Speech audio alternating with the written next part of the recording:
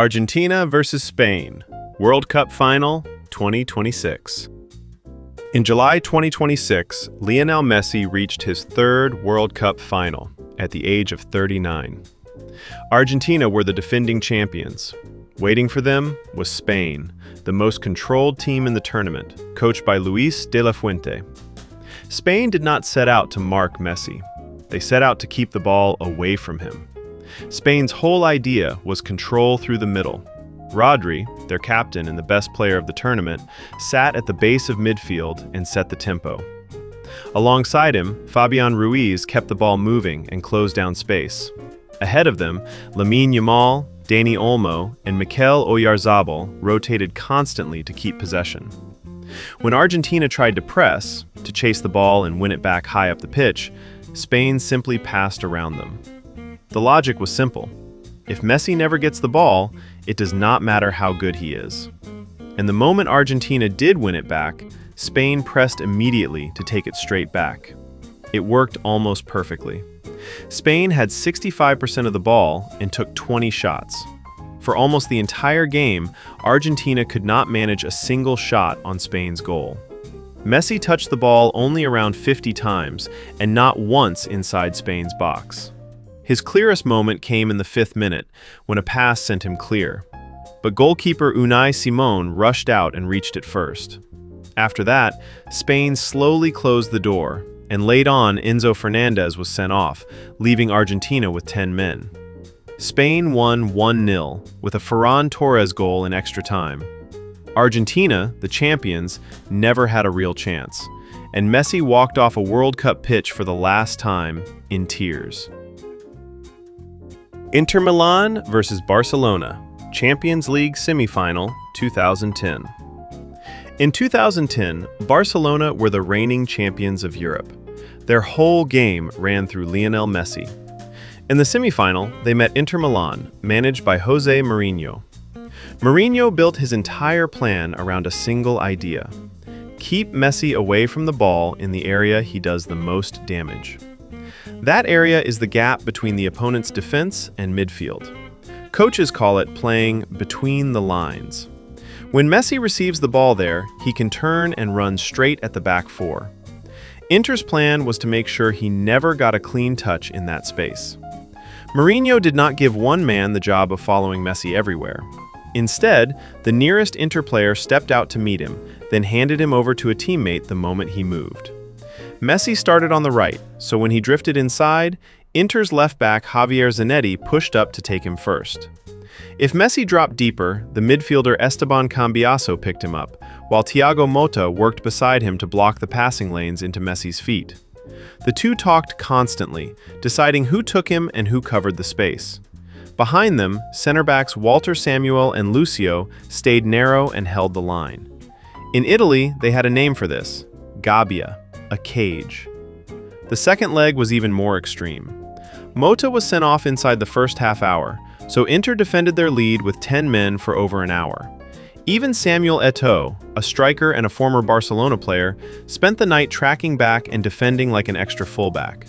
The result was a team in complete control without the ball.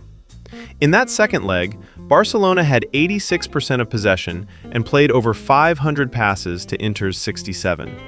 Almost none of it happened in dangerous positions. Every time Messi took a touch, an Inter shirt was already on him, pushing him wide, away from goal, with no time to turn. Across both legs, Lionel Messi did not score a single goal. In the first leg in Milan, Inter had won 3-1. In the second leg, they lost 1-0, but still went through 3-2 on aggregate. Barcelona kept the ball all night and never truly threatened. Weeks later, Inter were champions of Europe. Argentina versus Germany, World Cup Final 2014. In the 2014 World Cup Final, Argentina faced Germany. Germany did not assign one man to follow Messi everywhere. Instead, they trusted their shape and one player above all, Bastian Schweinsteiger. Germany stayed compact and disciplined for the entire game. Schweinsteiger, playing in front of the back four, took personal responsibility for Messi whenever he came into the center. He shadowed him, blocked the passing lanes into him, and stepped in the moment Messi received the ball. Behind him, center-backs Mats Hummels and Jerome Boateng were told to meet Messi early, to step forward and challenge him as the ball arrived, so he never had a free second to turn at them. The whole plan was to make sure the most dangerous zone on the pitch, the space just in front of Germany's defense, was never left open for Messi to work in. Messi still had flashes, he always does, but he was left carrying the entire attack alone, and as the game wore on, he grew tired and the chances dried up. Argentina's best opening fell not to him, but to Higuaín, who missed it. Over 120 minutes, Messi never truly took control of the final. Years later, Germany's Per Mertesacker admitted that this was exactly the plan. Deep in extra time, Mario Götze scored the only goal. Germany were world champions. Messi was named the best player of the tournament, and still walked away with nothing.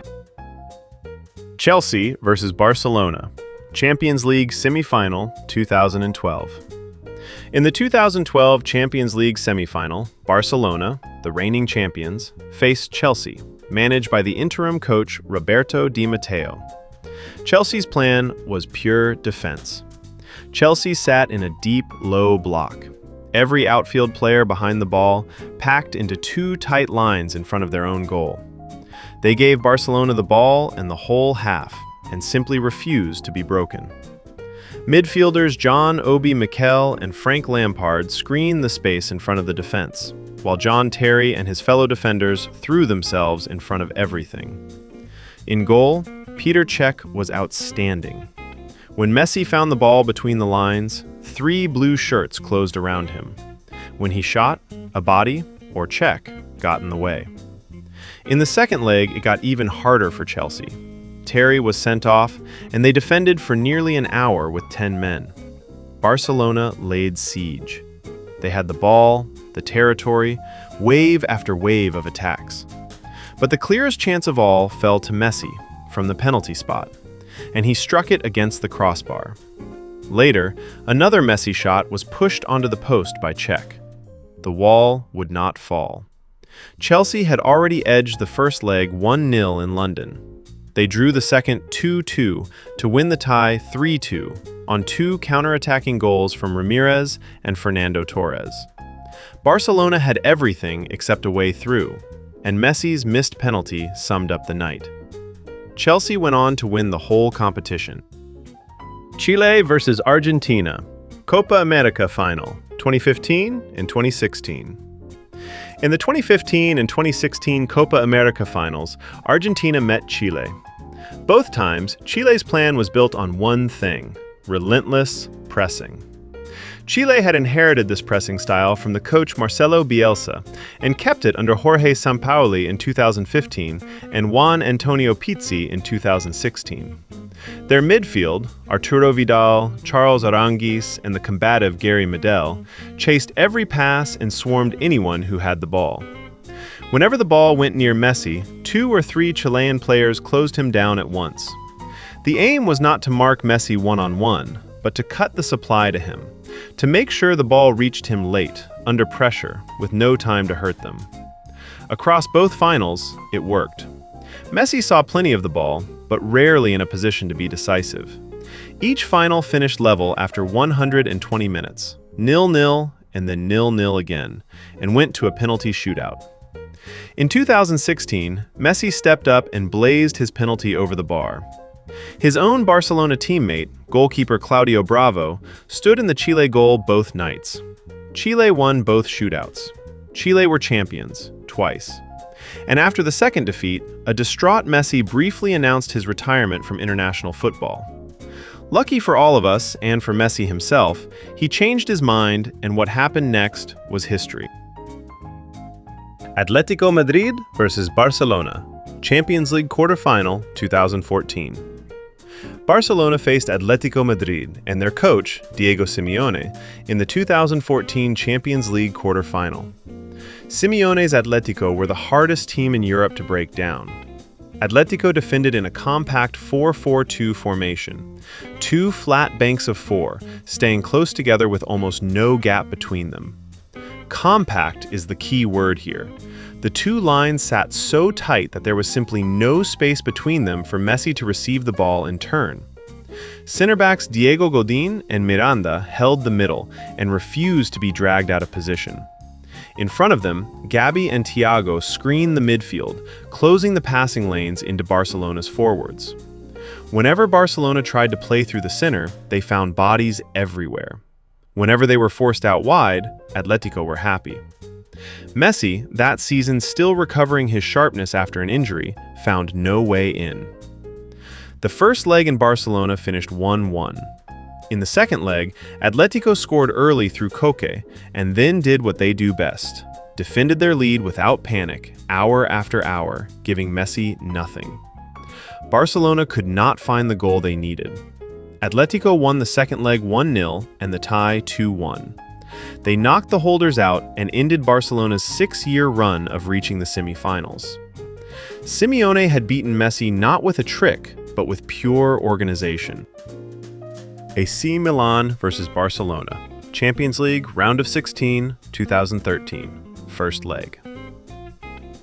In the 2013 Champions League Round of 16, Barcelona traveled to face AC Milan, coached by Massimiliano Allegri. The summer before, Milan had sold their two biggest stars, Zlatan Ibrahimovic and Thiago Silva, and were rebuilding around a young, inexperienced squad. They were no longer a powerhouse in the Champions League.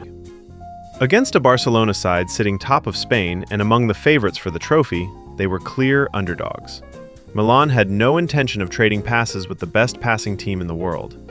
Their plan was simple: defend deep and shut Barcelona down. Milan defended in zones rather than marking individuals, guarding spaces and shutting down any Barcelona player who entered them. They packed the area in front of their own goal with players. Center-backs Philippe Mexes and Christian Zapata sat deep, with the fullbacks, Ignacio Abate and Kevin Constant, kept on a tight leash. Just ahead of them, three midfielders, Massimo Ambrosini, Ricardo Montalivo, and Suli Muntari, formed a screen only a few yards in front of the defense, and even the wingers tucked back to help. Messi drifted into his favorite spaces between the lines, but there were no space left. He was blocked out even when the ball was nowhere near him. To find any touch at all, Messi had to drop all the way back to the center circle, far from goal and harmless. It was, by his own standards, one of his quietest games of the whole season. Milan soaked up the pressure, then struck on the counterattack. Kevin Prince Boateng scored first, and Suli Muntari added a second late on. Milan won the first leg 2-0. Barcelona's stars, Messi among them, had been shut out completely on the night. Roma versus Barcelona, Champions League quarterfinal 2018, second leg. In the 2018 Champions League quarterfinal, Barcelona had beaten Roma 4-1 in the first leg and traveled to Italy expecting to finish the job. For the second leg, Roma's coach, Eusebio Di Francesco, made a bold change to his shape. Di Francesco switched to a back three: Costas Manolas, Federico Fazio, and Juan Jesus as three central defenders. A back three gave Roma an extra man at the back to handle Barcelona's forwards, and freed their wingbacks and midfielders to push up and press. And press they did. Roma hunted Barcelona all over the pitch, high tempo, aggressive, never letting them settle into their rhythm. Raja Nainggolan drove the midfield, Daniele De Rossi anchored it, and the whole team harassed Messi and his teammates every time they touched the ball. Barcelona, used to controlling games at their own pace, were rushed into mistakes. With their tempo broken, Barcelona created almost nothing. Messi, quiet all night, managed just a handful of shots and no real influence. Roma scored early through Edin Dzeko, added a De Rossi penalty, and began to sense the impossible. Then, when the match nearly ended, Manolas rose to head in a corner and completed one of the craziest nights in football history. Roma won 3-0 and went through on the away goals rule, 4-4 on aggregate. It was one of the greatest comebacks the competition had ever seen, and Barcelona's superstar had been swept away in the noise. Barcelona versus Juventus, Champions League quarterfinal 2017. In the 2017 Champions League quarterfinal, Barcelona faced Juventus, coached by Massimiliano Allegri. Allegri believed that defending was as much an art form as attacking, and his Juventus were built on the best defense in Europe. That defense was the famous BBC. Andrea Barzagli, Leonardo Bonucci, and Giorgio Chiellini, protected by the goalkeeper Gianluigi Buffon. Allegri's formation shifted depending on who had the ball, an attacking 4-2-3-1 when Juventus had it, folding into a tight 4-4-2 when they did not. Defensively, the plan was to funnel Barcelona's forwards, Messi, Suarez, and Neymar, into the center of the pitch. That sounds dangerous, but it was deliberate. The middle was exactly where Bonucci and Chiellini were waiting, ready to either win the ball cleanly or block the shot. Barcelona were pushed toward the crowd, not away from it. Over two legs, Messi and his partners could not find a way through. In the first leg in Turin, Juventus won 3-0, with a Paulo Dybala double and a Chiellini header. Juventus gave Barcelona nearly 70% of the ball, and still allowed almost nothing. In the second leg at the Camp Nou, they held on for a 0-0 draw, funneling Messi inside again and again, into Bonucci and Chiellini. Juventus went through 3-0 on aggregate. Messi did not score in either game. The best attack in the world had been shown an old truth. Sometimes defending really is an art. Croatia versus Argentina, World Cup 2018 group stage. At the 2018 World Cup, Messi's Argentina arrived in trouble. After a draw in their opening game, they badly needed a result against Croatia. Croatia's coach, Zlatko Dalic, had one clear priority: control the midfield and starve Messi of the ball. Croatia set up in a 4-1-4-1 formation. The key man was Marcelo Brozovic, playing as a single deep midfielder. His only job was to guard the space in front of the defense, exactly the area Messi drops into to get on the ball. With Brozovic sitting there, Messi's early movements found no room. Ahead of him, Luka Modric and Messi's own Barcelona teammate, Ivan Rakitic, controlled the middle of the pitch. Argentina's midfield could not get past them, so they could not deliver the ball to Messi at all. Every attack Argentina built was pushed out wide, away from their best player. The effect was that Messi almost disappeared. Cut off from the ball, he dropped deeper and deeper looking for touches, further and further from goal. Argentina became a team with no link between defense and attack. Just Messi, alone, waiting for a pass that never came. A goalkeeping error handed Croatia the first goal, and once ahead, they could sit back and pick Argentina off. By the third goal, Messi could only stand and watch. Croatia won 3-0. It was Argentina's heaviest World Cup group stage defeat in 60 years, and they very nearly went home. Messi had barely been allowed to play.